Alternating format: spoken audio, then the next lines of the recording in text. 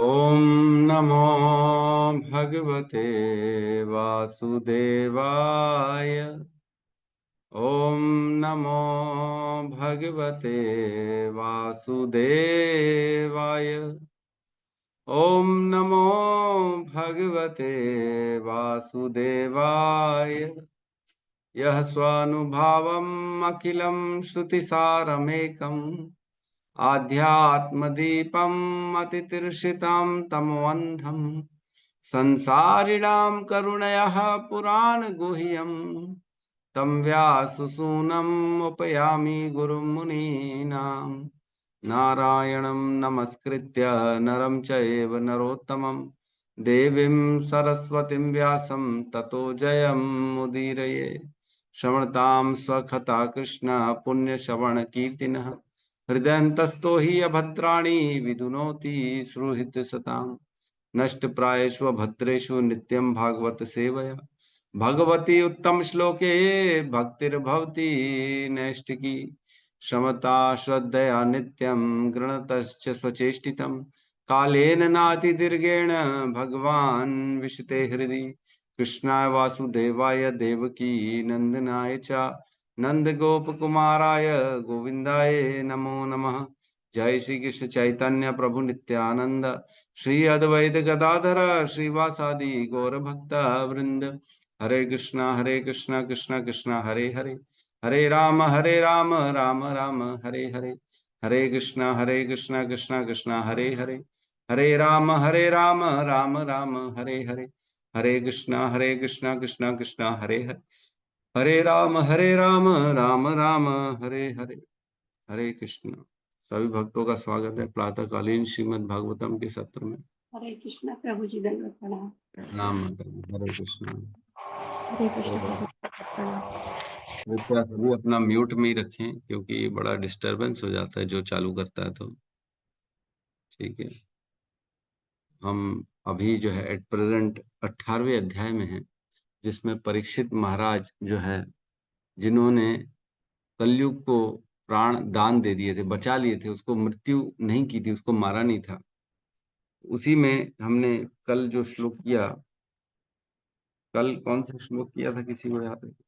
परसों किया था हमने। चौथा नंबर में प्रभु 5 जी। तक हुआ प्रभु जी। 4 5 4 और 5 5 है ना? 4 और 5 नहीं प्रभु जी, 3 और 4 किए थे हमने।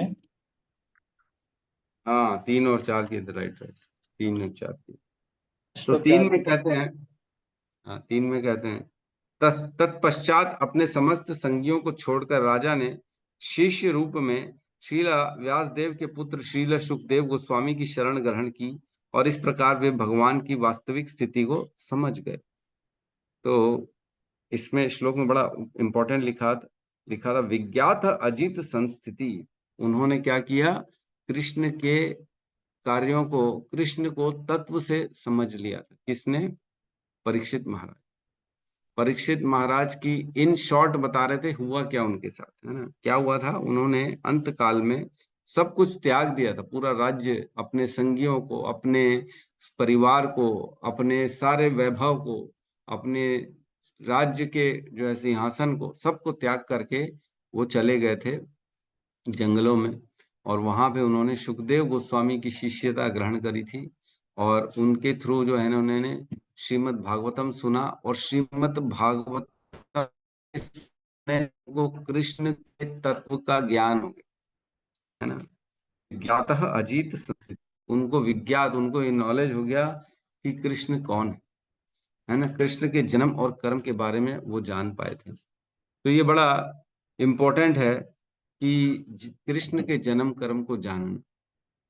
जो भी कृष्ण के जन्म और कर्म को जान जाता है वो दोबारा इस संसार में नहीं आता, वह इस जन्म मृत्यु के चक्र से बाहर हो जाता है। जन्म कर्म च मे दिव्यम एवं यो वेति तत्वतः त्यक्त्वा देहम पुनर्जन्म नेति ममिति सो अर्जुन। भगवान ने भगवत गीता में ऑलरेडी बताया। और जो भगवान को तत्व से जान जाएगा वो उन्हीं का स्मरण करेगा, और उन्हीं का स्मरण करेगा तो वो उनके धाम को जाएगा, है ना? तो यहाँ पे कह रहे हैं उन्होंने सुखदेव गोस्वामी की शिष्यता ग्रहण करी थी। उसके बाद कह रहे हैं चौथे नंबर श्लोक में कहते हैं,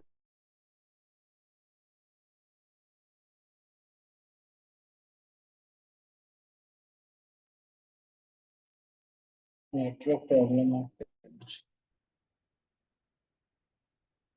अंतिम क्षणों में भी किसी प्रकार की भ्रांति होने का खतरा नहीं है। तो जीवन के अंत काल में भी भगवान का स्मरण बना रहे, तो ऐसे लोगों का बना रहता है जो अपने पूरे जीवन को कृष्ण के प्रति, उनके कथाओं के श्रवण के प्रति अर्पित कर देते है ना। 9 उत्तम श्लोक वार्ता नाम, इसमें प्रभुपाद ने बताया वह व्यक्ति जिनके जीवन का उद्देश्य केवल भगवान के कथा कीर्तन का श्रवण करना है ना। वार्ता नाम मीन्स उन पर जीवित रहने वाले, केवल कृष्ण के कथा, कृष्ण के गुण रूप लीला नाम, इनका श्रवण और कीर्तन करना जिनके जीवन का मुख्य उद्देश्य। हमने चर्चा करी थी ऐसे व्यक्ति को अंत काल में भी किसी भी प्रकार की भ्रांति नहीं रहती, कोई कंफ्यूजन नहीं रहता, कोई मोह नहीं रहता, क्योंकि व्यक्ति का जो अंत काल होता है ना, वो बड़ा खतरनाक होता है। कफ, पित्त, वात, ये सब जो है ना अवरुद्ध उत्पन्न कर देता है। व्यक्ति सोच नहीं पाता, समझ नहीं पाता है, उसका दिमाग काम नहीं करता। ऐसी परिस्थिति में भी जिसने जीवन भर भगवान के नाम का श्रवण किया है, कीर्तन किया है, उसके हृदय में भगवान ऑटोमेटिकली खुद प्रवेश होके उसे अपना स्मरण करवा देते। तो इस प्रकार उसका जो मृत्यु होता है वो सक्सेसफुल मृत्यु होती है। हमने कल चर्चा करी थी शनिवार को कि उनकी मृत्यु सक्सेसफुल कैसे होती है। ठीक है, तो आज हम श्लोक क्रमांक 5, 6, 7 को करेंगे। तो आज बहुत ही ज्यादा अच्छा श्लोका याद किया हुआ है। राइट राइट राइट, हाँ ठीक है, कल पूछेंगे हम आज नहीं पूछेंगे क्योंकि याद कर लिया है। 1-2 दिन बाद मैं कभी भी सरप्राइज टेस्ट ले लूंगा फिर देखेंगे। ठीक है, 5 नंबर श्लोक।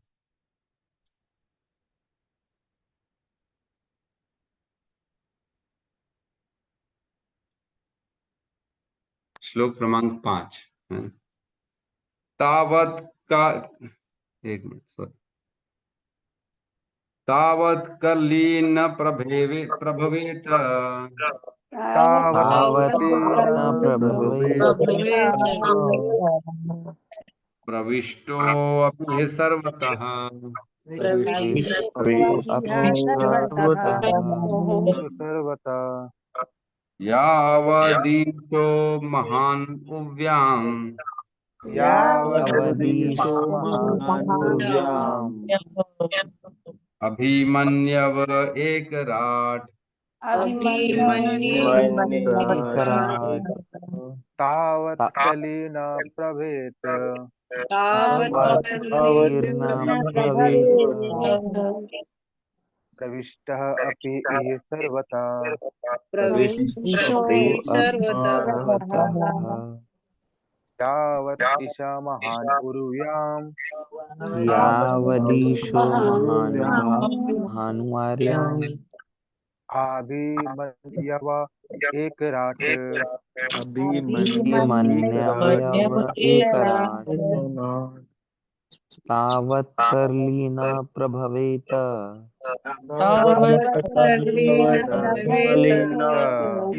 प्रविष्टो अपीह सर्वतः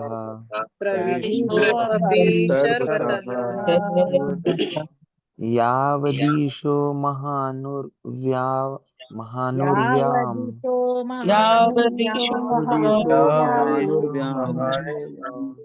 अभिमन्यव एकराट्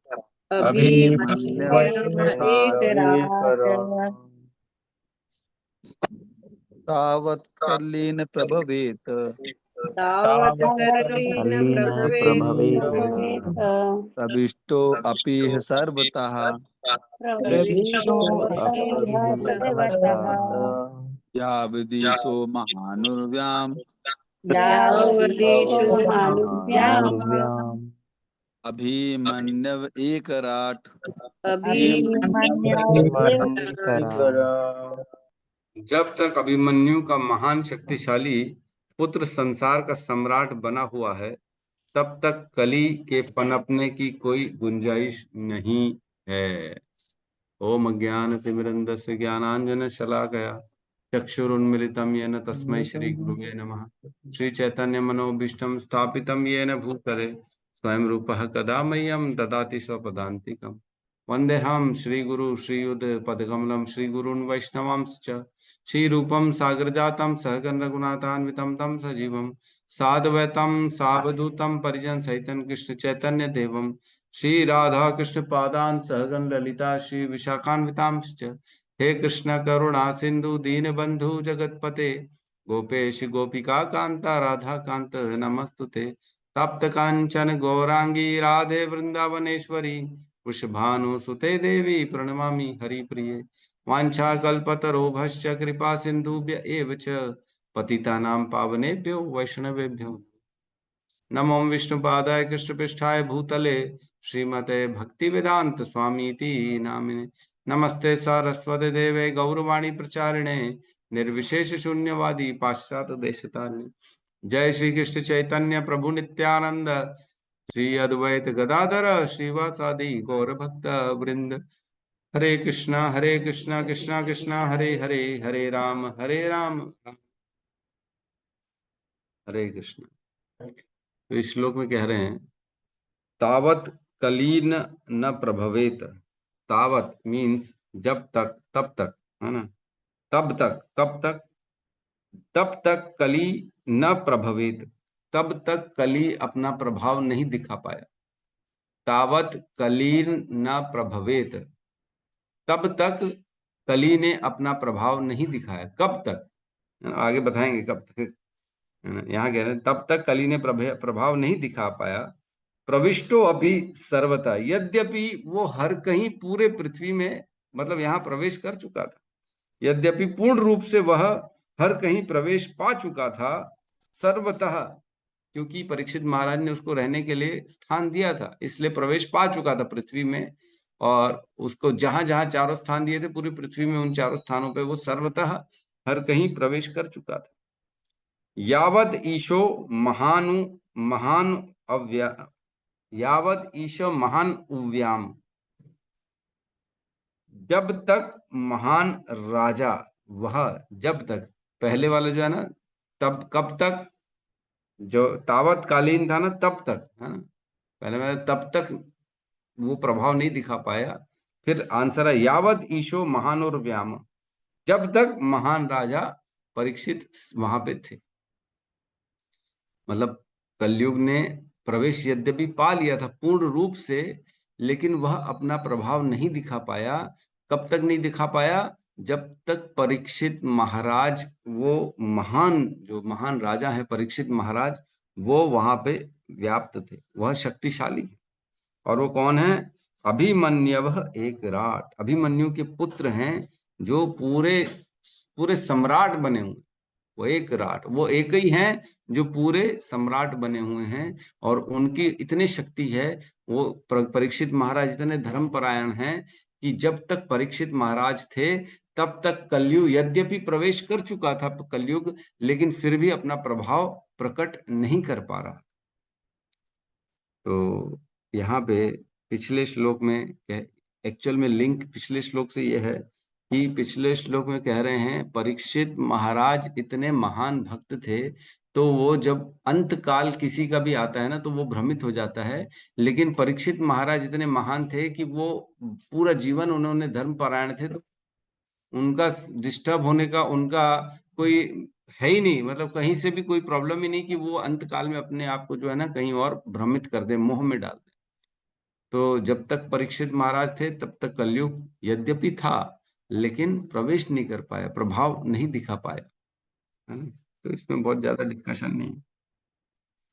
कली ने इस पृथ्वी में बहुत पूर्व में प्रवेश पा लिया था और वह संपूर्ण संसार में अपना प्रभाव फैलाने की ताक में था, किंतु महाराज परीक्षित की उपस्थिति के कारण वह ऐसा नहीं कर पा रहा। ताक में था, वो वेट कर रहा था, अरे मौका मिले मैं अपना चौका मारूं। वो प्रवेश कर चुका था। प्रभाव, कलयुग का क्या प्रभाव है? कलयुग का क्या काम है? अधर्म फैलाना। अधर्म के 4 पैर हमने पढ़े थे, किसी को याद है? इसको किसको याद है अधर्म के 4 पैर? हरे कृष्णा प्रभु जी, याद है। हाँ, आप हैंड रेस करिए, बताइए मत। है ना, याद है प्रभु जी को। अयोध्या से अजीत माधव प्रभु। और किसको याद है? मुझे याद है प्रभु जी। अच्छा, सावित्री माता जी को भी याद है, ठीक है। देवलता माता जी को भी याद है, दिव्य लोचन प्रभु को भी याद है, रोहिणी नंदन प्रभु को भी याद है। वाह, हरि बोल। तो रोहिणी नंदन प्रभु आप ही बता दीजिए, चलिए। आपका म्यूट है प्रभु, म्यूट है। प्रभु जी गर्व हमने पढ़ा था। हाँ, और यस। मदय वो वाला जो अपना असत्य असत्य तो ठीक है।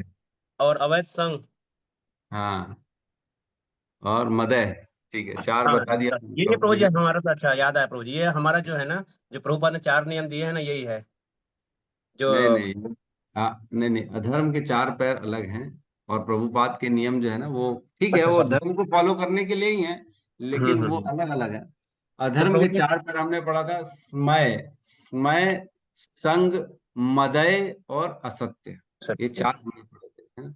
स्मय मीन्स गर्व, अहंकार, और संग मीन्स स्त्री संग, और मदय मीन्स नशा करना, दारू पीना, चाहे अपने पद पोस्ट प्रतिष्ठा का नशा करना, और असत्य। तो इसको बराबर है, प्रभुपाद ने जो नियम दिए वो इसलिए दिए ताकि हम धर्म को फॉलो कर सकें, ताकि हम अधर्म से दूर रहें और धर्म को फॉलो कर सकें। ठीक है, बहुत सुंदर। तो यहाँ कह रहे हैं, जो परीक्षित महाराज, जो कलयुग था, वह उसका काम क्या था? इसको फैलाना, है ना? अपने आप की प्रॉपर्टीज, अपने जहाँ जो जैसा रहता है वो अपना वातावरण बना लेता है। तो कलयुग जाएगा तो कलयुग चाहेगा कि मैं इसको प्रचार करूं, लेकिन कलयुग को जो 4 स्थान दिए थे रहने के लिए, वो कहीं थे ही नहीं पृथ्वी में। तो परीक्षित महाराज ने ऐसा व्यवस्था कर दी थी कि कलयुग को यद्यपि दे दिया था रहने के लिए, लेकिन कलयुग जो है अपना प्रचार नहीं कर पा रहा था, है ना? तो हम आगे प्रवेश करते हैं, बहुत इंपॉर्टेंट श्लोक आज आने वाला है। 7 नंबर श्लोक बहुत इंपॉर्टेंट है आज का, लेकिन अभी हम 6ठे नंबर श्लोक में प्रवेश कर रहे हैं। 6 नंबर श्लोक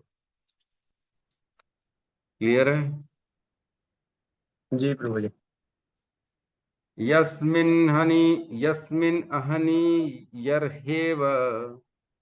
यस्मिन्नह्निर्यह्वेव भगवान उत्सर्जगाम भगवान भगवानुत्सर्जगाम् सर्जगाम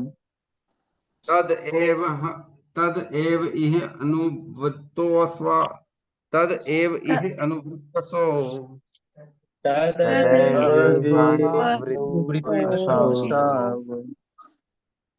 अधर्म प्रभवः कली। अधर्म धर्मप्रभवः प्रभवः कली यस्मिन् अहनि हरि एव यस्मिन्नहानिर्येव युवा भगवान् उत्सर्ज काम भगवानुत्सर्जगाम तद एव इह अनुवृत्तसो तदैवेहानुवृत्तसः अधर्म प्रभवः कली। धर्मप्रभवः कली।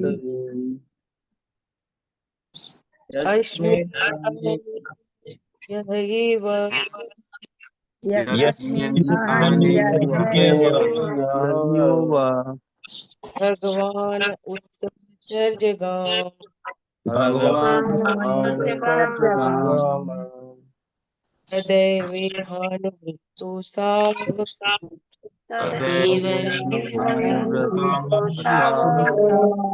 अधर्मा प्रभवः कली।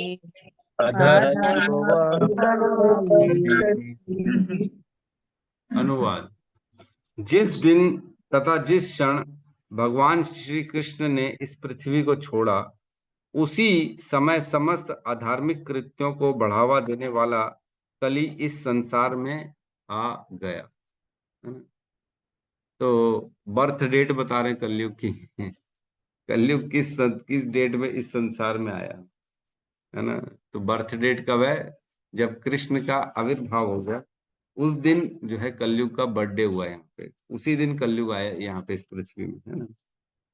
तो यस्मिन अहनि यर्हेव, यस्मिन अहनी, जिस दिन, यह यस्मिन मीन्स जिस दिन, है ना, यस्मिन अहनी मीन्स जिस दिन, यर इव हेव मतलब जिस दिन, जिस क्षण, मतलब एक ऐसा बता रहे, ऐसा नहीं कि आज भगवान गए तो कल आया कलयुग, ऐसा नहीं, आज ही के दिन और उसी समय, जिस समय भगवान गए उसी समय की भी बात चल रही, उसी क्षण, यर हीव मीन्स उसी क्षण क्या हुआ, भगवान उत्ससर्ज गाम, भगवान जब पृथ्वी छोड़ के अपने धाम को चले गए थे, है ना, तो हम सब जानते हैं जो है भगवान को जरा ने जब तीर मारा था, तो भगवान जब द्वारका में थे उस समय फिर उन्होंने यहाँ से अपनी लीलाओं का संवरण करके वो अपने धाम को चले गए थे, है ना, उसी समय। तो उस भगवान उत्ससर्ज गाम, भगवान ने अपनी लीलाओं को जब छोड़ के, पृथ्वी छोड़ के जब चले गए थे, उसी समय उसी क्षण में, तद एव हे अनुवृत्तो स्वाह, उसी समय उसका प्रवेश हो गया था, तद एव इह अनुवृत्तो स्वः, उसी समय निश्चित ही वो पीछे पीछे आ गया। कौन आ गया उसके पीछे पीछे? अधर्म प्रभवः कली, जो कलयुग है, जो अधर्म का प्रभाव करने वाला है, जिसके कारण अधर्म बढ़ता है, ऐसे कलयुग का उसी समय उसी क्षण प्रवेश हुआ जिस समय भगवान कृष्ण यह संसार छोड़ के गए। तो भगवान की मृत्यु नहीं होती है, भगवान प्रकट और अप्रकट होते हैं। जैसे सूर्य की मृत्यु नहीं होती है, शाम को रात को सूर्य अप्रकट हो जाता है, वैसे ही भगवान भी अप्रकट होते हैं, भगवान कभी भी मरते नहीं हैं। तो ऐसा नहीं सोचना कि भगवान मर गए, है ना। तो इसमें कह रहे हैं कि बहुत इंपॉर्टेंट तात्पर्य में प्रभुपाद ने लिखा है, श्री भगवान तथा उनके नाम यश गुण सभी अभिन्न है। मतलब भगवान और भगवान के नाम में हम जानते हैं कोई भेद नहीं है ना? कली काले नाम रूपे भगवान, है ना, कृष्ण भगवान जो है ना कलयुग में केवल नाम के रूप में आ गए हैं। तो भगवान और उनके नाम में कोई भेद नहीं है, और जब तक भगवान हैं तब तक कलयुग प्रवेश नहीं कर पा रहा, है ना। तो यह कह रहे हैं, तो श्री भगवान की उपस्थिति के कारण कली पृथ्वी की सीमा में प्रवेश नहीं कर पा रहा था। इसी प्रकार यदि श्री भगवान के पवित्र नाम गुण आदि के सतत कीर्तन का प्रबंध हो तो कली के प्रवेश के लिए जरा भी अवसर नहीं मिल पाएगा। तो जो व्यक्ति भगवान के नाम में सतत ऑलवेज लगा हुआ है, उनके गुण रूप लीला के श्रवण में लगा हुआ है, मतलब वो साक्षात भगवान का संग कर रहा है, और चूंकि भगवान का वो संग कर रहा है तो कली उस पे अपना प्रभाव नहीं डाल सकता, है ना। ये कहने का मतलब है, मतलब हम सुबह सुबह 1 घंटा भगवान का श्रवण कर रहे हैं, कथा कर रहे हैं, तो 1 घंटा हम कलयुग से दूर हैं। बधाई हो आप सब। और जो 16 नाम कर रहे 2-2 घंटा, 2.5-2.5 घंटा, तो उस समय भी वो कलयुग के प्रभाव से दूर। और जो 24 घंटे भगवान के स्मरण में हैं, वो 24 घंटे कलयुग से दूर है। कलयुग अपना प्रभाव नहीं डाल सकता। जो भी व्यक्ति भगवान की सर्विसेज में लगा हुआ है, चाहे वो नाम जप करे, चाहे नाम का श्रवण करे, कीर्तन करे, चाहे कथा लीला का श्रवण करे, है ना, किसी भी तरह से अगर एसोसिएशन हो रहा है भगवान के नामों का, भगवान के यश का, तो उस समय कलयुग अपना प्रभाव नहीं डाल सकता। ये बड़ा इम्पोर्टेंट है ना। हमने एक श्लोक पढ़ा भी था पहले 1.3.43, उसमें कह रहे थे कृष्ण स्वधाम उपगते धर्म ज्ञान आदि भी सह कलौ नष्ट दृशामेश पूर्णार्को अधुनोदिते। मीन्स जब कृष्ण ने अपना धाम चले गए थे, कृष्ण स्वधाम उपगते, जब कृष्ण अपने धाम को चले गए थे तब क्या हुआ था, तब धर्म ज्ञान आदि भी, धर्म और ज्ञान ये सब भी उनके साथ चला गया था। धर्म नहीं बचा था, क्योंकि कृष्ण आते हैं तभी धर्म का जो है वो स्थापना करके जाते हैं। तब क्या, किसने फिर शरण कर थी, कलो नष्ट दृशामेश पूर्णार्को अधुनोदित। मीन्स यह श्रीमद् भागवतम पुराण जो है ना उसके बाद ही प्रकट हुआ था, और ये सूर्य के समान तेजस्वी है, और धर्म ज्ञान आदि जो हैं वो सब कृष्ण के साथ जा चुके थे। लेकिन जिन मनुष्यों ने कलयुग में अज्ञान के गहन अंधकार के कारण अपनी दृष्टि खो दी, उन्हें इस पुराण से प्रकाश प्राप्त होता है। तो जिसने भगवान के जाने के बाद, क्योंकि भगवान थे तब तो धर्म था, जैसे ही भगवान गए तो धर्म चला गया था, और कलयुग उसी समय प्रवेश कर गया था, तब श्रीमद् भागवतम पुराण का उत्पन्न हुआ था। बर्थडे तब उत्पन्न हुए थे श्रीमद् भागवतम पुराण, उस समय मतलब वो आए थे सबके सामने, और सूर्य के समान वो प्रकाशित थे। और जो भी पुराण का इनका श्रीमद् भागवतम की शरण ग्रहण करता है, वह बेसिकली भगवान की शरण ग्रहण कर रहा है, और उसके जीवन में धर्म और सूर्य समान ज्ञान तेज सब प्रकट हो जाए, है ना। तो हमने पढ़ा था ये सब चीजें। तो यहाँ पे भी यही कह रहे हैं कि जिस क्षण उन्होंने गए उसी समय ये परिवर्तन। तो अब बहुत इंपॉर्टेंट श्लोक में हम प्रवेश करते हैं, 7 नंबर श्लोक। ये भी श्लोक सबको याद करना है, 7 नंबर श्लोक, साथ में दोहराएंगे। नानु द्वेष्टि कलिम सम्राट, नानु नानु द्वेष्टि द्वेष्टि कलिं कलिं सम्राट् सम्राट सारंग इव सारभुक, सारंगेव सारभूत कुशल्यान्याशु सिद्ध्यन्ति, कुशलान्यासु सिद्ध्यन्ति नेतराणि कृतानि यत्, नेतराणि नेतराणि कृतानि कृतानि यत् यत्। नानु नानु द्वेष्टि कलि सम्राट्, नानु नानु द्वेष्टि द्वेष्टि कलि कलिं सम्राट सम्राट् सारंग इव सारभूत। सारंगेव सारभूत कुशलान्याशु सिद्धयन्ति, कुशलान्यासु कुशलान्यासु सिद्ध्यन्ति नेतराणि कृतानि यत्। नेतराणि कृतानि यत्। नानु दृष्टि कलि सम्राट। नानु नानु द्वेष्टि दृष्टि कलि कलिं सम्राट सम्राट् बोलिए प्रभु, आप बोलिए। पूरा बोलिए तो कोई बात नहीं। एक लाइन बोलने के बाद बोलते, आप बोलिए माता जी, कोई दिक्कत नहीं। प्रभु जी बीच में मैं रुकी नहीं। बोलो करिए बोलिए, सारंग आप बोलिए, इव समझ लीजिए। सारभूक, सारंग इव सारंग इव सारभूत। कुशलन्यासु सिद्ध्यन्ति, कुशलान्यासु अन्यासु सिद्ध्यन्ति सिद्ध्यन्ति, नेतराणि कृतानि यत्। नेतराणि कृतानि यत्। हरे कृष्ण। बोलिए गौतम बुद्ध।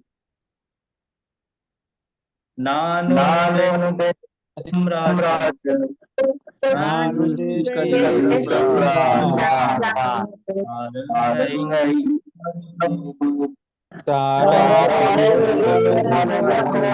सारभूत कुशलान्यासु सिद्ध्यन्ति कुशलन्यासु सिद्ध्यन्ति, नेतराणि कृतानि यत्। नेतराणि कृतानि यत्। अनुवाद। प्लीज म्यूट कर लीजिए। महाराज परीक्षित मधुमक्खियों की तरह यथार्थवादी थे, जो केवल पुष्प के सार को ग्रहण करती है। वे यह अच्छी प्रकार जानते थे कि इस कलयुग में कल्याणकारी वस्तुएं तुरंत ही अपना शुभ प्रभाव डालती हैं, जबकि अशुभ कर्मों को वास्तविक रूप में संपन्न करना पड़ता है, जिससे प्रभाव जमा सके। अतएव उन्होंने कभी भी कली से ईर्ष्या नहीं की। बहुत इंपॉर्टेंट श्लोक है ये बेसिकली फंडामेंटल है, ये बताने के लिए कि शुभ कार्य जो भगवान की भक्ति होती है वो केवल मतलब कितनी आसान है कलयुग में। कलयुग को एक तो नहीं मारने का कारण भी इसी श्लोक में है ना, और कलयुग के गुणों का भी इसी श्लोक में वर्णन है कि कलयुग के क्या गुण है, और ये भी वर्णन है कि किस प्रकार आसानी से भगवान को प्राप्त किया जा सकता है। बहुत इंपॉर्टेंट श्लोक है। नानु द्वेष्टि कलिम सम्राट सारंग इव सारभुक कुशलान्यासु सिद्ध्यन्ति नेतराणि कृतानि यत्। नानु द्वेष्टि कलिम सम्राट, नानु द्वेष्टि कभी भी द्वेष नहीं किया नानु द्वेष्टि, कभी भी उन्होंने, किन्होंने, राजा परीक्षित ने कभी भी कलयुग से द्वेष नहीं किया। नानु द्वेष्टि कलिम सम्राट, कलिम मतलब कलियुग और सम्राट मीन्स परीक्षित महाराज, तो कभी भी द्वेष नहीं किया। अरे आप कहेंगे प्रभु वो तो खड़क लेके तैयार हो गए थे मारने के लिए। हाँ, मारने के लिए तैयार हो गए थे, लेकिन जैसे ही उनको कलयुग का उन्होंने सार ग्रहण किया ना, अगली लाइन में वही है, सारंग इव सारभुक, जब उन्होंने सारंग, सारंग इव सारभुक मीन्स जैसे मधुमक्खी के समान कि उन्होंने सारा सार को ग्रहण कर लिया परीक्षित महाराज। तो मधुमक्खी क्या करती है एक्चुअल में? मधुमक्खी कहीं पे भी नहीं बैठती। एक होती है मक्खी और एक होती है मधुमक्खी। मक्खी क्या होती है? वो चुन के हर कई गंदे स्थानों में बैठती है, और मधुमक्खी जो होती है वो चुन के केवल एक ही अच्छे स्थान में जाके बैठती है। मधुमक्खी फूल का रस चुराने के लिए फूल में बैठती है, एग्जैक्ट फूल के अंदर, और कहीं नहीं बैठती मधुमक्खी। और वो भी ऐसा रस निकाल लेती है जो कोई और निकाल ही नहीं सकता। किसी भी साइंस में किसी भी इंजीनियर को इतना दिमाग नहीं है कि फूलों से मैं हनी को निकाल सकूं, आज तक कोई निकाल नहीं सका है। केवल मधुमक्खी में वो जो है शक्ति होती है, वो खींच के केवल मधु को निकालती है मधुमक्खी, किसी में ताकत नहीं है, है ना।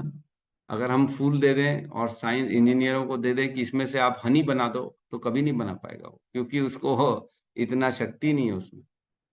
लेकिन मधुमक्खी में इतनी शक्ति होती है कि वो चीज जो किसी को दिख नहीं रही है, किसी को पता नहीं है, वह चीज उसमें से निकाल लेती है फूलों में से।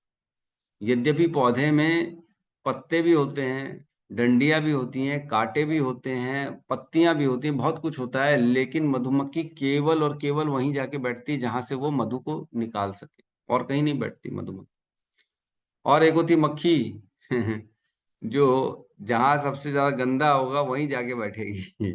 और हर कहीं जाएगी, गंदे स्थान में बैठेगी, फिर हर कहीं जा जाके बैठेगी और इस प्रकार गंदगी फैलाएगी। तो दो प्रकार के लोग होते हैं, एक वो होता है मक्खी के समान, जो जहां अवगुण होते हैं केवल वही देखता है, वहीं जाके बैठता है, गॉसिपिंग करेगा, फालतू की बातें करेगा, इसकी बुराई उसकी बुराई करेगा, फिर वो बुराई उठा के दूसरी जगह जाएगा लेके, फिर वहां जाके करेगा, फिर यहाँ करेगा। सभी प्रकार के जो है ना वो अवगुण होते हैं उसमें, और वो अवगुणों का प्रदर्शन करता है अपना।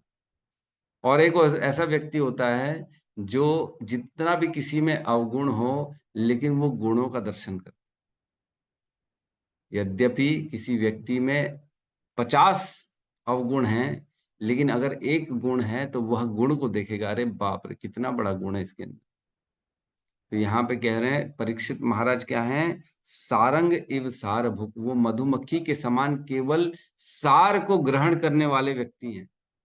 तो उन्होंने क्या किया है? उन्होंने कलयुग के, यद्यपि महान अनेक अनेक अवगुण है कलयुग के, लेकिन कलयुग के गुणों को उन्होंने ग्रहण किया, सार को ग्रहण किया कलयुग के। तो हम चर्चा करेंगे क्या गुण है ना। तो कुशल्यान्याशु सिद्ध्यंती, कुशलानी आशु सिद्ध्यंती मीन्स, कुशलानी मीन्स शुभ वस्तुएं जो होती हैं, आशु मीन्स शीघ्र प्राप्त होती हैं। शीघ्र, जो भी अच्छे कार्य होते हैं, जो भी शुभ कार्य होते हैं, उसके फल अति शीघ्र, सिद्ध्यंती मीन्स प्रकाशित हो जाते हैं, दिखते हैं, मिलना चालू हो जाते हैं। रिजल्ट जो है तुरंत मिलना, जो है ना इमीडिएटली रिजल्ट मिलना चालू हो जाता है शुभ कार्यों का। कुशल्यान्याशु सिद्ध्यंती, है ना, शुभ कार्य शीघ्र सिद्ध हो जाते हैं। और कह रहे हैं नेत्राणी कृतानि यत्, और जो अशुभ कार्य हैं उनको करना पड़ता है। नेत्राणी कृतानि यत्, नेत्राणी मीन्स न इत्राणी, जो बाकी अशुभ कार्य हैं, कृतानि यत् उनको करना पड़ता है, तब जाके उनके फल मिलेंगे। तो बहुत इंपॉर्टेंट श्लोक है, इसमें कह रहे हैं परीक्षित महाराज ने यह देख लिया था कि कलयुग में क्या गुण है, उसका सार ग्रहण कर लिया था। और कलयुग का क्या गुण है कि उसमें जो अच्छे कार्य हैं उनको केवल संकल्प मात्र से हृदय में अगर हमने सोच लिया तो भी उसके फल मिल जाते हैं, और जो अशुभ कार्य होता है उनको शरीर से करना पड़ता है। अशुभ कार्य सोचने से नहीं मिलेगा, अच्छे कार्य सोचेंगे तो केवल मिल जाएगा, उसका फल मिल जाएगा। मतलब अगर किसी ने आज सोच लिया कि मैं श्रीमद् भागवतम की 7 दिवसीय कथा कराने का संकल्प लेता हूं, मैं आज कभी ना कभी 7 दिन भगवान की भागवत कथा का कार्यक्रम कराऊंगा, ऐसा संकल्प ले लेगा मात्र, तो उसको पूरे भागवतम कथा कराने का फल मिल जाएगा आज। है कि नहीं? कितना अच्छा, कितना शॉर्ट है। संकल्प ले ले, किया नहीं यद्यपि, फिर भी उसको उसका फल मिल जाता। तो हम को संकल्प लेने में कोई प्रॉब्लम है नहीं, है ना? सब आज संकल्प लीजिए मिलके कि आज से मैं रोज 64 माला करने का संकल्प लेता हूं, पूरा आजीवन मैं आज से 64 माला करूंगा। संकल्प ले लीजिए, क्या बुराई है? कम से कम संकल्प तो है। संकल्प का फल तो मिल जाए, 64 वाला आजीवन करने का संकल्प मिल जाए, है ना? तो इस प्रकार केवल मन में संकल्प अच्छे कार्यों का लेने से उसका फल मिल जाता है, शीघ्र शीघ्र फल मिल जाता है। इसमें और कहते हैं, जब सुखदेव गोस्वामी कहते हैं, कले दोष निधे राजन अस्थि ही एको महान गुण। हे परीक्षित महाराज, इसमें बहुत सारे दोष हैं लेकिन एक महान गुण भी है। कले दोष निधे राजन इस अस्थि एक महान गुण, कीर्तनादेव कृष्णस्य मुक्त संग परम वद, मुक्त संग समाचर, है ना? तो केवल कृष्ण का कीर्तनादेव कृष्ण से, कृष्ण का कीर्तन करने से मात्र जो है ना व्यक्ति को मुक्ति मिल, बहुत इंपॉर्टेंट है। इसमें हम काफी सारे मैंने श्लोकों को निकाल के रखा है, उसमें चर्चा करेंगे कि किस प्रकार कलयुग में कितनी आसानी से भगवान की प्राप्ति हो रही है। पहले हम श्लोक को थोड़ा सा और समझ लेते हैं। इसमें कहते हैं नानु द्वेष्टि, कह रहे कभी भी द्वेष नहीं किया परीक्षित महाराज ने। जब उनको श्राप मिल गया, श्रमिक ऋषि का पुत्र श्रृंगी ने जब उनको श्राप दे दिया, तब भी उन्होंने कलयुग से द्वेष नहीं किया। मृत्यु के समय भी उन्होंने कलयुग से कभी द्वेष नहीं किया। हमारे साथ कोई ऐसा कर दे, कितना द्वेष करते हैं। अरे साला हमारे साथ, मेरे साथ बेईमानी करता है, मेरे साथ बदतमीजी करता है, तुम जानते नहीं हो, है ऐसा कोई करता है तुम जैसा हमारे साथ कर रहे हो, तेरे कारण मेरी मृत्यु हो रही है। अरे बाप रे बाप। लेकिन यहाँ पे कह रहे हैं कभी भी द्वेष नहीं किया। ये बहुत बड़ा गुण है परीक्षित महाराज का। क्यों गुण है? क्योंकि वो जानते थे कलयुग रहेगा तो भगवत प्राप्ति बड़ी आसान है, लोगों को आसानी से भगवान की प्राप्ति होने वाली है, बड़ा जैकपॉट लगने वाला है लोगों को। मतलब आप ये यकीन नहीं कर पाएंगे कि जो भगवान की प्राप्ति है ना, युगों युगों में बहुत मुश्किल से होती है लोगों, कई युग बीत जाते हैं और भगवान की प्राप्ति बड़ी मुश्किल से लोगों को मिलती है। लेकिन इस कलयुग में क्या है, अभी अभी चैतन्य महाप्रभु आए हैं, उन्होंने भगवान का नाम संकीर्तन हम सबको दिया हुआ है, और इसको करने मात्र से बड़ी आसानी से भगवत प्राप्ति हो जाती है। 95% सेल लगी हुई, 95% ऑफ चल रहा है, मात्र 5% केवल हमको क्या करना है, भगवान का नाम जप करना है और भगवान की प्राप्ति आसानी से कर देंगे। बहुत बड़ी सेल लगी हुई, सेल में लेते हैं ना एडवांटेज, सब लोग लेते हैं ना, सस्ता माल मिलेगा, हम सब ले लेते हैं। मैं तो सेल में ही लेता हूँ। मैं सेल में ले लेता हूँ, ठीक है। तो यहाँ कह रहे हैं तात्पर्य में, इस अधम युग में सभी जीव विचित्र स्थिति में रहते हैं, विचित्र स्थिति में रहते हैं। अतः श्री भगवान ने उन्हें कुछ विशेष सुविधाएं दे रखी। तो यह जो हमारा अभी एट प्रेजेंट चल रहा है कलयुग, इसमें बहुत विचित्र सी बातें हो रही है। विचित्र सी बातें ऐसे हो रही हैं, लोग मैं देखता हूँ उठते तो हैं सवेरे, लेकिन वो ना कुत्ते को घुमाने के लिए, सुसु पोटी कराने के लिए उठते, भगवान के लिए नहीं उठेंगे। भगवान के लिए अगर बोल देना हम तुमको उठना पड़ेगा 6 बजे, आओ नाम जप करो, कीर्तन करो, भगवान का आरती, अरे नहीं नहीं प्रभु 6 बजे कैसे होगा, पॉसिबल ही नहीं।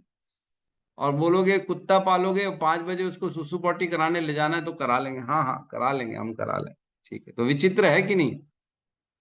लोग 10-10 घंटे मेहनत कर रहे हैं।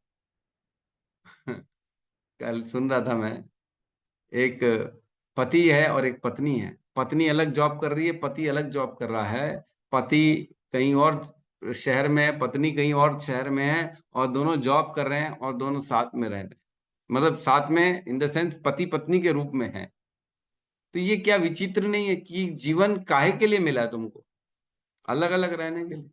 एक साथ रह के भगवान की प्राप्ति करनी, भगवत प्राप्ति करनी है। थोड़ा बहुत पैसा कम भी आ गया तो क्या फर्क पड़ना है? नहीं, पैसा तो पूरा चाहिए। कई लोगों को ना जॉब का सेटिस्फेक्शन नहीं मिलता है जब तक वो मेहनत नहीं करता। अरे प्रभु हमको ये चाहिए, हमको वो चाहिए। अरे उतना ही पैसा तुमको घर में बैठे बैठे मिल जाएगा तो नहीं नहीं नहीं। एक हमारे रिश्तेदार है, ससुराल पक्ष में एक लड़की कन्या है ना, वो बुटीक चलाती है। अब मैंने उसके लिए ना रिश्ता ढूंढा, वो अच्छी 24 साल की, 25 साल 26 साल की होगी मेरे ख्याल से। तो मैंने उनको ना एक बहुत अच्छा रिश्ता भेजा लड़के का। मैंने कहा बहुत पैसे वाले, तुमसे तो बहुत अच्छे हैं, तुमको टेंशन ही क्या है, बहुत पैसा है उनका, शादी कर लो। बोले नहीं नहीं, मैं अपने पैर पे कुछ बनना चाहती हूँ। और तो बन के भी करेगी क्या? पैसे कमाने के लिए तो बनना चाह रही है ना, पैसा तो तेरे को ऑटोमेटिक मैं दिला रहा हूँ, क्या प्रॉब्लम है तेरे को?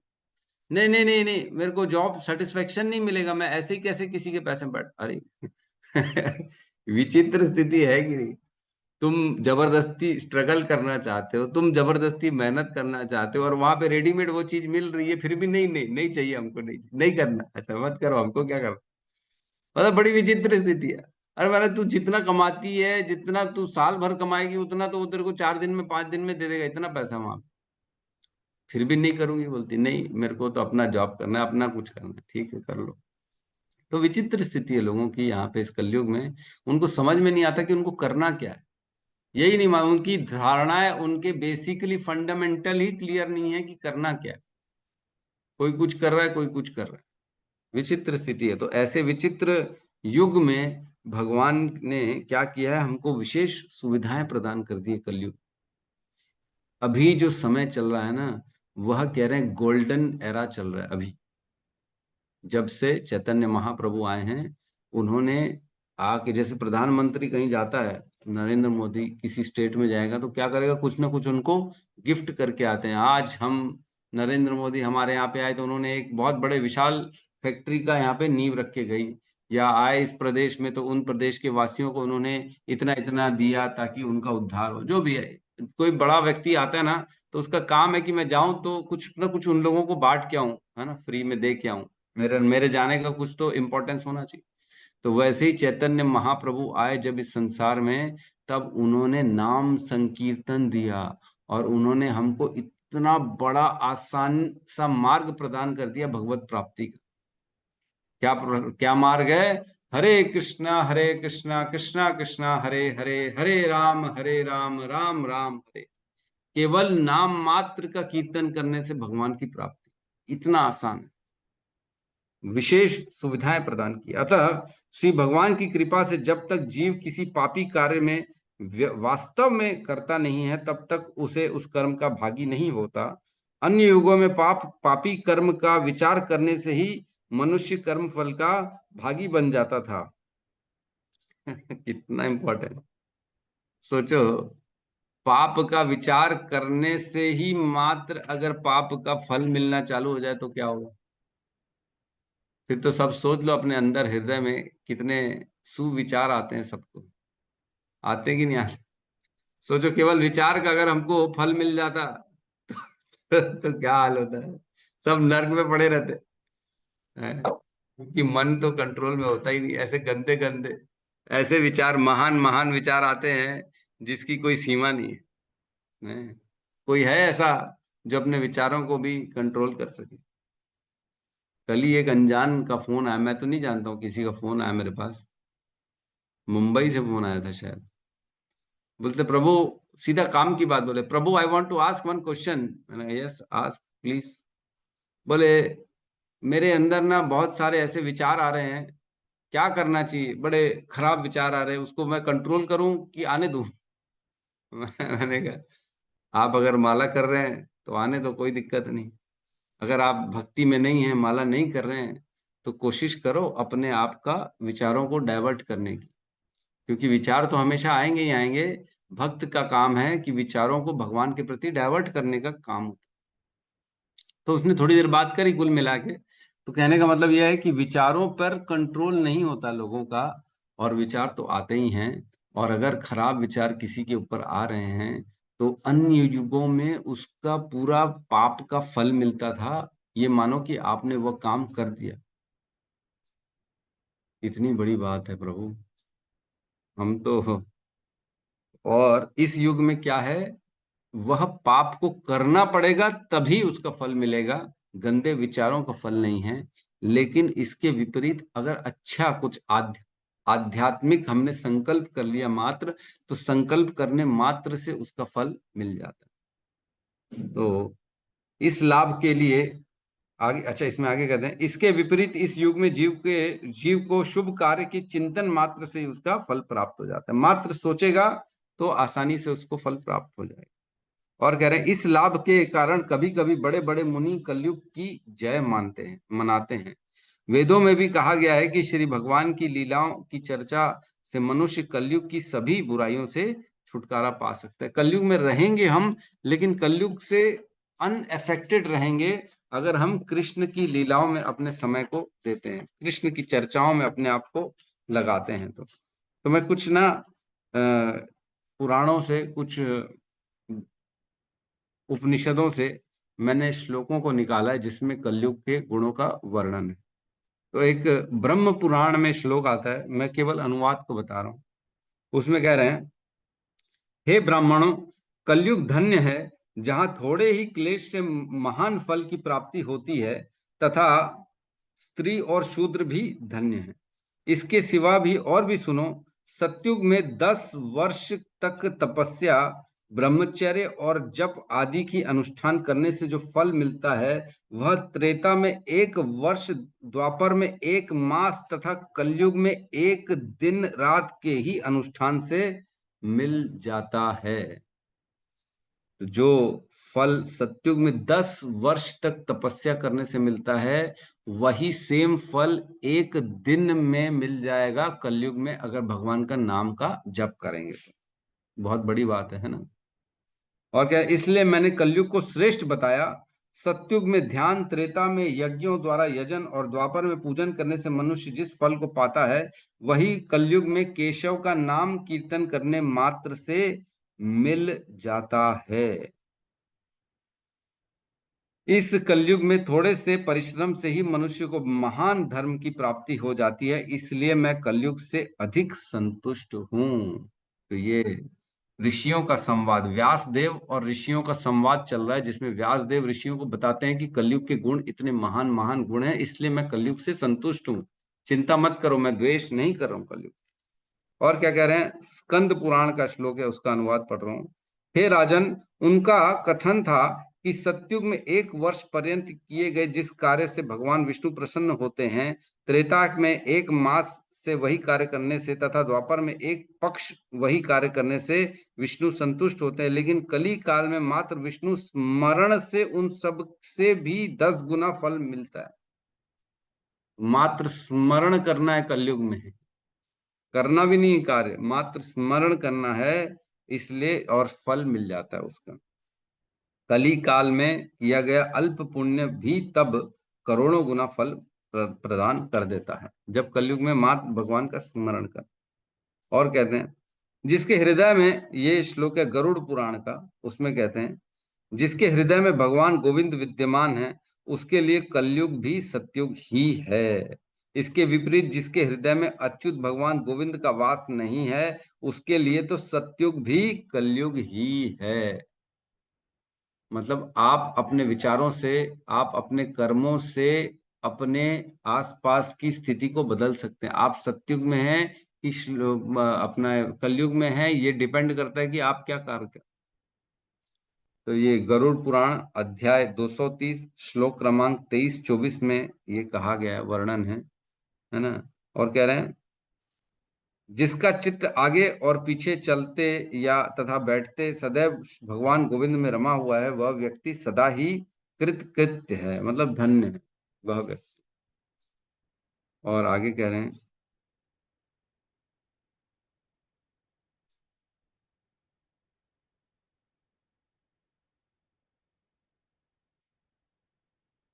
और तो खैर नहीं, यही मेन है जो मैंने आपको बताया। तो इसमें हमें कलयुग में केवल भगवान का नाम स्मरण करने से अनेकों अनेकों फल मिलते हैं। तो एक और श्लोक आता है जिसमें हमने पढ़ा है, जिसमें कहते हैं कि भगवान की जो 8 प्रकार, भगवान 8 तरह से सेवाएं स्वीकार करते हैं, जिसमें कहते हैं श्लोक में, शैली दारुमयी लोही लेप्या लेख्या च सैकती मनोमयी मणिमयी प्रतिमा अष्टविधा स्मृता। ये मेरे सुखदेव गोस्वामी बताते परीक्षित को कि भगवान इन 8 विग्रहों से सेवा स्वीकार करते हैं। कौन से हैं? शैली मीन्स जो पत्थर की है, दारुमयी मीन्स लकड़ी की है, लोही मीन्स मेटल की है, लेप्या मीन्स जो लेपन से जैसे करते हैं ना अपन लीप के, लेप्या। लेख्या मीन्स स्केच बनाना, पेन से प्रिंट करना, फोटो पे बनाना या पेपर्स में बनाना। सैक मीन्स रेती की, है ना, रेती की प्रतिमा भी बना के भगवान, उसको भी हम जो है सेवा करेंगे तो भगवान स्वीकार कर लेंगे। और कहते हैं मनोमयी मणिमयी। मनोमयी मीन्स मन में अगर हमने भगवान की कोई प्रतिमा स्थापित कर दी और मन में हमने उनका सेवा कर दी तो भी भगवान हमारी सेवा स्वीकार कर लेते, है ना। और मणि मीन्स मणियों की, रतन जड़ियों जैसे डायमंड की, इसकी, वो मणियों की भगवान की अगर प्रतिमा बना दी तो ये 8 प्रकार से भगवान अपनी सेवा स्वीकार करते हैं, जिसमें एक है मनोमयी। मनोमयी मीन्स भगवान की प्रतिमा मन में ही हमको बनानी है, और मन ही मन अगर हमने उनको दिया अगरबत्ती कर दी तो भगवान उसमें भी स्वीकार करते हैं। मनोमयी भगवान को वास्तविकता और मानसिक चिंतन से, दोनों से समान फल मिल जाता है सेवा करने से। तो अगर भगवान को मन में हमने धारण किया है और मन ही मन हम उनकी रोज सेवा कर रहे हैं तो ये माना जाएगा कि आप वास्तविक में सेवा कर रहे हैं। एक बार क्या हुआ, एक व्यक्ति जो है लाला था, लाला वो धंधा करता था, बढ़िया व्यापार करता था, ठीक ठाक आदमी था, लेकिन पूरा जीवन उसने अच्छा व्यापार किया, पैसा कमाया। लेकिन हमारे जैसा आदमी कोई, है ना, कोई गौतम बुद्ध जैसा प्रभु उसके पास चला गया और बोला कि तुम माला करो, माला साथ में करना चाहिए। तो उसका हृदय परिवर्तन हुआ, बोले हाँ ठीक बोल रहे हो, अब मैं जो है ना कल से माला करता हूँ। तो उसने क्या किया, अपने नौकर को माला लेने के लिए इस्कॉन भेज दिया, रायपुर इस्कॉन टेम्पल। बोले जाओ मेरे लिए बीड बैग और माला लेके आओ, मैं कल से ये संकल्प लेता हूँ कि रोज मैं 16 माला करूंगा। और जब उसका नौकर गया लेने, माला लेने, और रास्ते में ही जो है वो पहुंचा ही था, माला लेके वापस भी नहीं आया था, और उस लाला का हार्ट अटैक होके उसकी मृत्यु हो गई। तो जब उसकी मृत्यु हो गई तो उसको जो है नर्क आदि से बचा लिया गया, उसका उद्धार हो गया, और उसको जो है ना भगवान की प्राप्ति हो गई। क्यों? क्योंकि उसने संकल्प लिया था 16 माला करूंगा। किया नहीं था उसने, उसने अभी तक स्टार्ट करी नहीं थी, लेकिन उसने संकल्प किया था कि मैं 16 माला करूंगा रोज। तो इसलिए उसको 16 माला रोज करने का फल तुरंत ही मिल गया। क्यों? क्योंकि वह कलयुग है। कलयुग में ये बड़ी आसानी से मात्र संकल्प करने से हमको प्राप्त हो जाता है। तो हम सब बहुत सौभाग्यशाली हैं जो कलयुग में हमको इसी समय भगवान का, देखो संजोग, देखो प्रभुपाद चैतन्य महाप्रभु, इतना बड़ा इस्कॉन, इतना आसानी से यूट्यूब जूम के माध्यम से भगवान का श्रवण करना, कितने बेनिफिट्स हैं, है कि नहीं। घर बैठे बैठे हमको संग करने का मौका मिल रहा है वैष्णवों के साथ। घर बैठे बैठे श्रीमद् भागवतम हमारे यहाँ प्रकाशित हो रही है सबके यहाँ। कहीं किसी को जाने की जरूरत नहीं, मंदिरों में जा नहीं रहे, कहीं किसी अनुष्ठानों में नहीं जा रहे, कहीं जाके तपस्या कर रहे हैं, धूपों में बारिश में निकल रहे हैं, परेशान हो रहे हैं कथा सुनने के लिए। ऐसा तो नहीं है।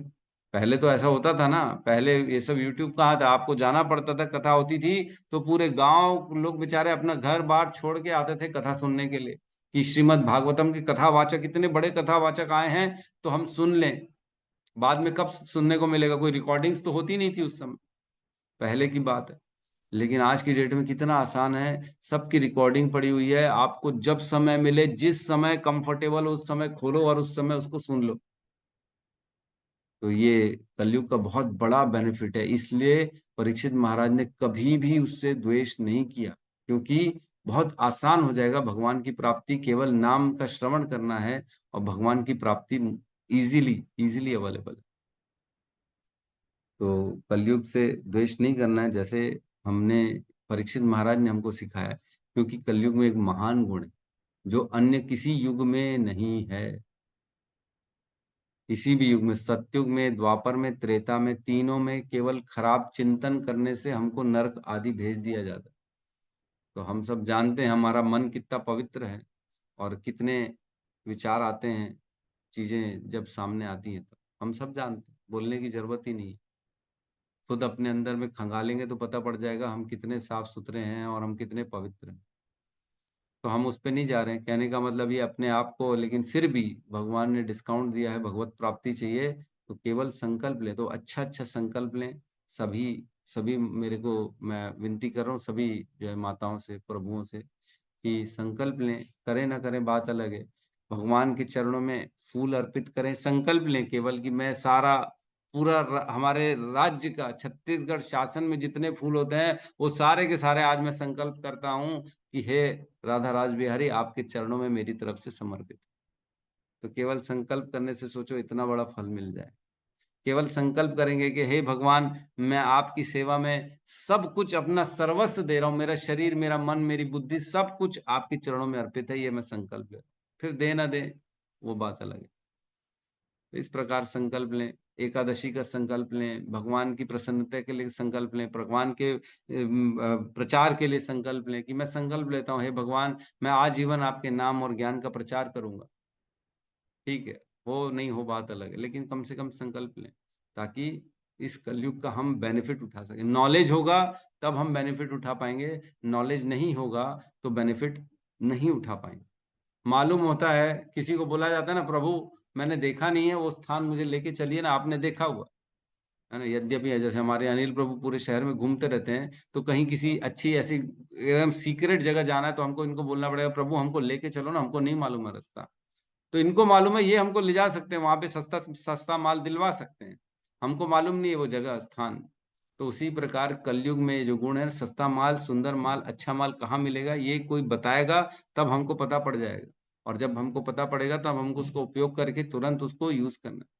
तो आज बताया जा रहा है कि केवल संकल्प करने से कलयुग में सारे फल मिल जाते हैं। तो संकल्प करें, यद्य हर कहीं जब जब जाएं, भगवान के मंदिर जाएं, जब भी विचार करें, शाम को सुबह तो कुछ ना कुछ ऐसा करें जिससे भगवान की सेवा हो जाए, मन ही मन में सेवा कर लें भगवान, है ना, तो इससे उसका फल मिल जाएगा। तो ठीक है, अनिल प्रभु का हैंड रेज है, यस प्रभु पूछ सकते हैं प्रश्न। हरे कृष्णा हरे कृष्णा हरे कृष्णा हरे कृष्णा हरे हरे समस्त भक्त की जय। गुरु श्री भाई गौर